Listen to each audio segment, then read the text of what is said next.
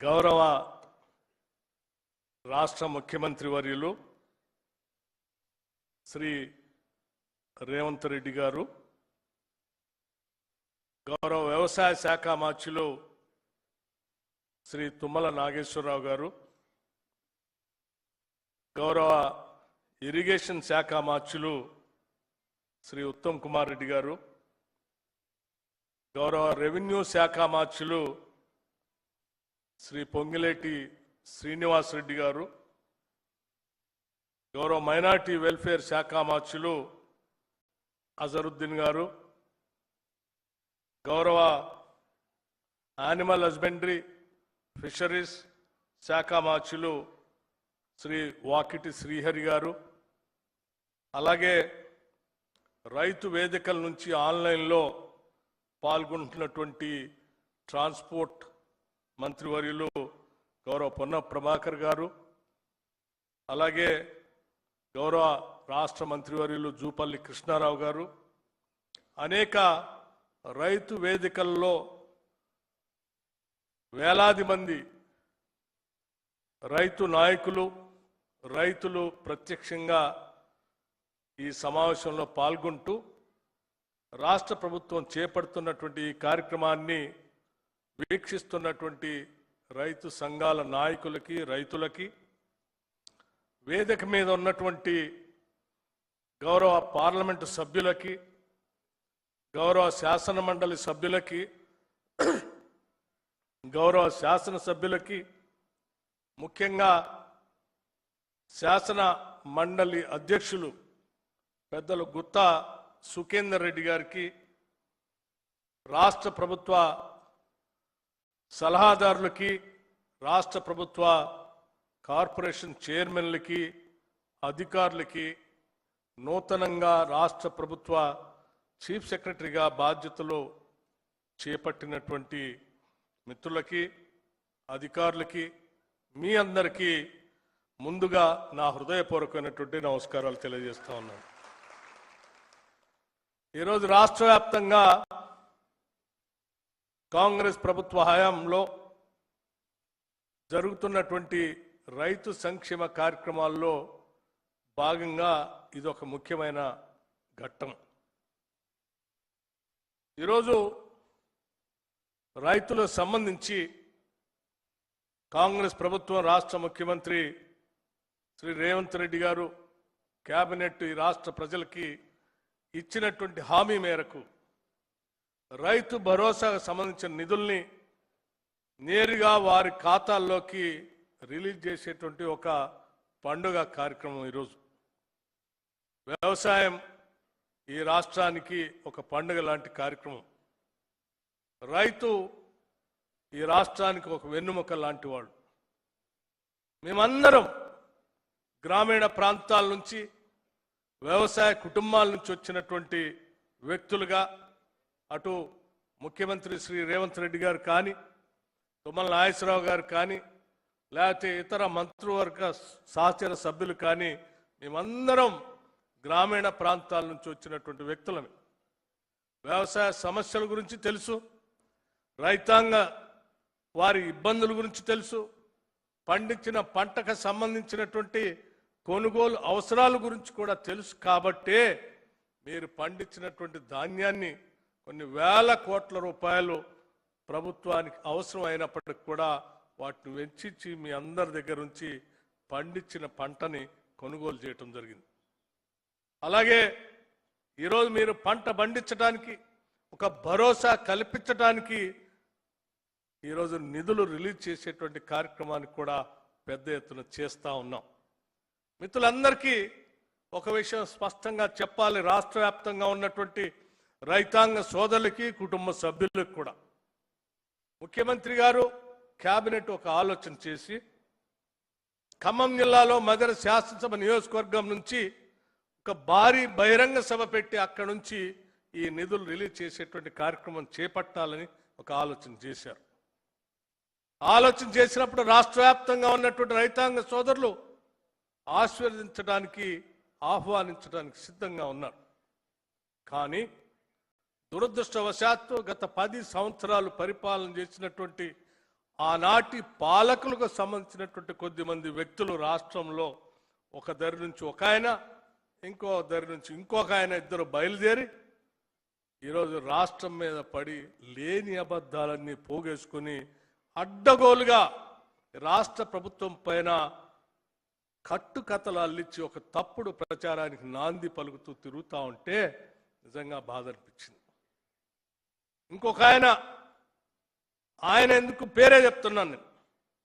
10 సంవత్సరాలు ఆనాటి క్యాబినెట్లో మంత్రిగా పనిచేసిన హరీష్ రావు గారు ఆశీర్వాద సభ కాదు అది, మీరు క్షమాపణ సభ పెట్టుకోండి అని వారు స్టేట్మెంట్ ఇచ్చారు. నిజంగా ఈ పెద్ద మనిషి 10 సంవత్సరాలు ఏ రకంగా అసలు మంత్రిగా పనిచేశాడనేటువంటి ఆలోచన నాకు కలిగింది ఆయన స్టేట్మెంట్ చూసిన తర్వాత. ఎందుకనంటే 10 సంవత్సరాలు ఒక ధనిక రాష్ట్రం, ఆదాయం సమృద్ధిగా ఉన్నటువంటి రాష్ట్రం, దానికి తోడు ఇంకొక 8 లక్షల పైబడి ఈ రాష్ట్రాన్ని తాకట్టు పెట్టి తెచ్చిన అప్పు, రాష్ట్ర ఆదాయం ఇంకొక 8 లక్షల పైబడి తెచ్చిన అప్పు, రెండు కలిపి కూడా రైతుల కోసం వాళ్ళు చేసింది ఏందయ్యా అని లెక్క తీశాం. 10 సంవత్సరాల్లో వాళ్ళు రైతుల కోసం ఖర్చు పెట్టింది కేవలం 2,88,670 కోట్లు మాత్రమే. అంటే నెలకి 2,532 కోట్లు, సంవత్సరానికి 30,384 కోట్లు మాత్రమే ఖర్చు పెట్టారు. దానికే ఏదో గొప్పలు మేము రైతుల కోసం చేసినట్టుగా మాట్లాడుతూ మమ్మల్ని నిందిస్తూ ఉంటే చేసినటువంటి పనులు కూడా మనం స్పష్టంగా చెప్పలేకపోతున్నాం అనేటువంటి ఆలోచన కలిగి తప్పనిసరిగా రైతులందరికీ ఈ విషయాలు తెలియాలనేటువంటి ఆలోచనతోనే నేను ఈ లెక్కలు చెప్తా ఉన్నాను. కేవలం 2.5 సంవత్సరాల్లో మేము 1,56,496 కోట్ల రూపాయలని రైతుల కోసం ఖర్చు పెట్టాము. నెలకి వాళ్ళు 2,532 కోట్లు ఖర్చు పెడితే 5,217 కోట్ల రూపాయలని ప్రతి నెల రైతుల కోసం మేము ఖర్చు పెట్టాం. సంవత్సరానికి వాళ్ళు 30,000 కోట్లు ఖర్చు పెడితే మేము 62,604 కోట్ల రూపాయలు, అంటే వాళ్ళు ఖర్చు పెట్టిన దానికి డబల్, రెండింతలు మేము ఖర్చు పెట్టి రైతులకు వేస్తూ వచ్చాం. ఇది కేవలం మా దగ్గర ధనిక రాష్ట్రంగా మీరు మాకు అప్పచెప్పుకోలే, లేకపోతే మీలాగా మేము 8 లక్షల కోట్లు అప్పు తెచ్చుకొని ఖర్చు పెట్టే పరిస్థితి కూడా లేదు.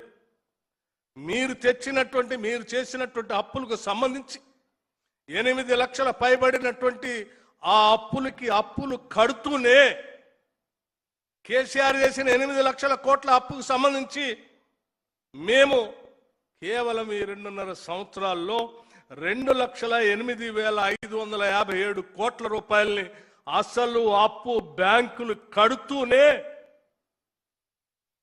ఈ 1,56,496 కోట్లు రైతుల అకౌంట్లో వేసాం.